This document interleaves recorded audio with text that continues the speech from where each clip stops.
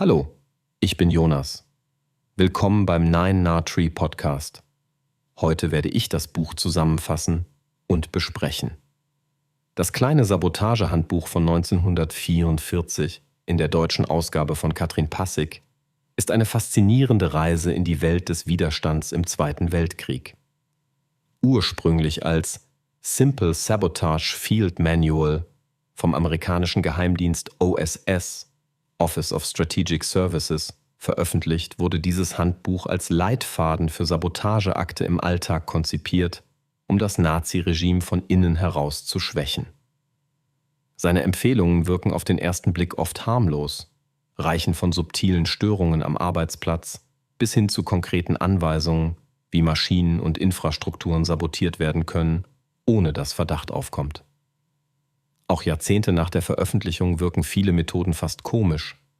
Doch die dahinterliegende Strategie besticht durch ihren Einfallsreichtum und ihre Fähigkeit, eine große Anzahl von Menschen ohne spezielle Ausbildung für den Widerstand nutzbar zu machen. Katrin Passig hat das Handbuch nicht nur übersetzt, sondern es auch mit Anmerkungen und Kontext versehen, sodass die historischen und psychologischen Aspekte für heutige Leser leicht nachvollziehbar sind. Dieses Buch ist mehr als ein historisches Kuriosum. Es ist ein einzigartiges Dokument der Alltagsgeschichte und menschlichen Kreativität unter Extrembedingungen. Ich werde Ihnen die wichtigsten Erkenntnisse aus diesem Buch mitteilen. Erstens: Die Grundlagen der Sabotage.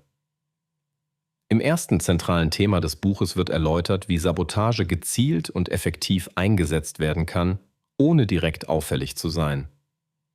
Das Handbuch erklärt, dass erfolgreiche Sabotage nicht immer spektakuläre Akte braucht, sondern dass bereits kleine, wiederholte Störungen den Feind massiv schwächen können. Typisch sind zum Beispiel das absichtliche Verlangsamen von Arbeitsprozessen, administrative Fehler, Kommunikationsprobleme oder das Falschausfüllen von Formularen. Ein großer Vorteil dieser Methoden ist, dass sie von nahezu jedem im Alltag umgesetzt werden können, ohne dass spezielle Ausbildung oder besonderes technisches Wissen vonnöten ist. Dadurch wird die Sabotage zu einer Volksbewegung, die die Wirkung vervielfacht, sobald sich viele Einzelne daran beteiligen. Die Seite beleuchtet auch, wie psychologische Aspekte, beispielsweise das Schaffen von Misstrauen und Verwirrung, gezielt zur Demoralisierung und Destabilisierung des Gegners führen. Zweitens: Alltägliche Sabotage am Arbeitsplatz. Ein besonders ausgefeiltes Kapitel widmet sich den Methoden der Sabotage im beruflichen Umfeld. Das Handbuch beschreibt detailliert, wie Arbeitsabläufe in Büros, Fabriken oder Behörden gezielt gestört werden können, sei es durch das ständige Einberufen unnötiger Sitzungen, das Überfrachten von Vorgesetzten mit unbedeutenden Fragen oder das Vorschlagen komplexer Prozesse, die die Effizienz senken. Solche Maßnahmen, gepaart mit kleinen, scheinbar zufälligen technischen Pannen und Missverständnissen, führen über Zeit zu deutlichen Einbußen in der Produktivität. Neben den klassischen Maßnahmen wie falscher Lagerung von Dokumenten, dem Verschleppen wichtiger Informationen oder dem Verbreiten von Gerüchten spielt auch die gezielte Demotivation der Kollegen eine Rolle. Das Kapitel verdeutlicht eindrucksvoll, wie eine Organisation von innen heraus geschwächt werden kann, ohne dass sichtbare Gewalt oder Sabotageakte durchgeführt werden müssen. Drittens: Technische und physische Sabotage. Während viele Anweisungen subtil und psychologisch sind, widmet sich ein großer Teil des Handbuchs auch der handfesten technischen Sabotage.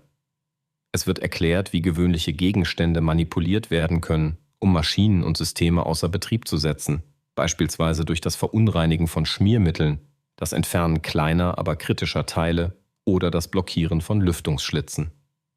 Besonders wichtig ist hierbei, dass die Schäden möglichst so erzeugt werden, dass sie schwer zu identifizieren oder zurückzuverfolgen sind. In einer Zeit, in der Produktionsanlagen und Transportmittel für den Krieg entscheidend waren, führten diese Maßnahmen oft zu enormen Verzögerungen oder teuren Reparaturen. Das Kapitel legt dar, wie die Balance zwischen Risiko und Nutzen sorgfältig abgewogen werden muss.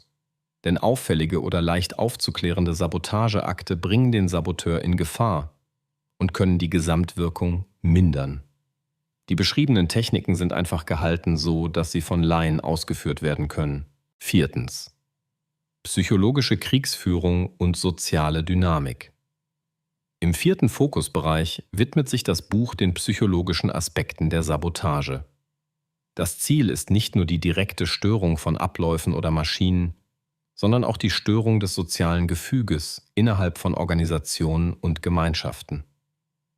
Das Manual empfiehlt beispielsweise, Misstrauen zwischen Kollegen zu säen, Gerüchte und Desinformation zu verbreiten oder gezielt Konflikte zu fördern. Oft reichen schon kleine Bemerkungen oder subtile Hinweise, um das Arbeitsklima nachhaltig zu beeinträchtigen und so indirekt die Zusammenarbeit und Leistungsfähigkeit ganzer Teams zu sabotieren. Auch das gezielte Ausnutzen von Hierarchien und Bürokratie wird als wirkungsvoller Faktor dargestellt. Die psychologische Sabotage ist ein vielschichtiges Feld, das belegt, wie schon Worte und Stimmungen als mächtige Waffe eingesetzt werden können. In Zeiten, in denen offener Widerstand lebensgefährlich sein kann, zeigen diese Taktiken eine kreative, aber auch bedrohliche Seite der Kriegsführung. Schließlich Aktualität und Relevanz für die Gegenwart. Das 5. Thema des Buches befasst sich mit der Frage, inwieweit die im Handbuch beschriebenen Sabotagemethoden heute noch relevant oder sogar anwendbar sind. Während die historische Ausgangslage, der Widerstand gegen die nationalsozialistische Herrschaft eindeutig ist, lässt sich vieles auf moderne Situationen übertragen.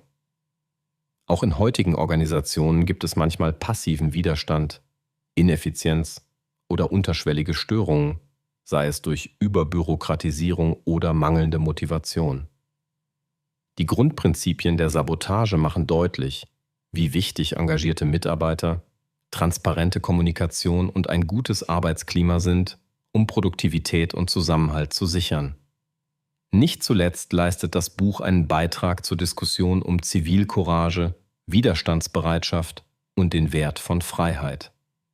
Es fordert dazu auf, die eigenen Handlungsmuster zu reflektieren und gibt Anlass, sich mit den Mechanismen von Sabotage und Widerstand, aber auch organisationalem Verhalten auseinanderzusetzen. Zusammenfassend: Das kleine Sabotagehandbuch von 1944 ist weit mehr als ein historisches Zeitdokument. Es eignet sich hervorragend für alle, die sich für Geschichte, Psychologie, Organisationssoziologie oder die Mechanismen von Macht und Widerstand interessieren. Studierende, Forscher, Führungskräfte, Lehrer oder politisch Interessierte können von den Einblicken in die subtilen und offenen Methoden des Widerstands profitieren. Besonders für diejenigen, die den Wert von Individualität und Freiheit zu schätzen wissen, bietet das Buch Denkanstöße, um den eigenen Handlungsspielraum im System auszuloten. Auch wer wissen möchte, wie es gelingt, bestehende Strukturen zu hinterfragen oder zu verändern, wird von den anschaulichen und oft überraschend zeitlosen Strategien lernen. Der besondere Nutzen des Buches liegt darin, dass es nicht nur eine Sammlung von Sabotagetricks ist, sondern auch die Dynamik kollektiven Handelns und die Bedeutung des Einzelnen im Strom der Geschichte verdeutlicht. Katrin Passigs verständliche Übersetzung und die kritischen Kommentare bieten einen Zugang, der historische Distanz und heutige Relevanz miteinander verbindet. Im Vergleich zu anderen Titeln bietet dieses Buch einzigartige Originalquellen, die den Geist und die Alltagskultur des Widerstands noch spürbar werden lassen. Während viele Werke sich auf große Taten oder berühmte Persönlichkeiten konzentrieren, widmet sich dieses Buch dem kleinen Widerstand im Alltag, einer Form von Mut, die für die meisten Menschen realistischer und nachvollziehbarer ist. Wer das Buch erwirbt, investiert nicht nur in historische Bildung, sondern auch in ein besseres Verständnis für menschliches Verhalten unter Druck und für die Kraft der kleinen Gesten im Kampf gegen Unterdrückung. Wenn Sie unterstützen möchten, Katrin Passig, können Sie das Buch über den Amazon-Link kaufen, den ich in der Podcast-Beschreibung angegeben habe. Lassen Sie mich nach dem Lesen des Buches wissen, was Sie davon halten, und teilen Sie Ihre Gedanken mit. Bis bald.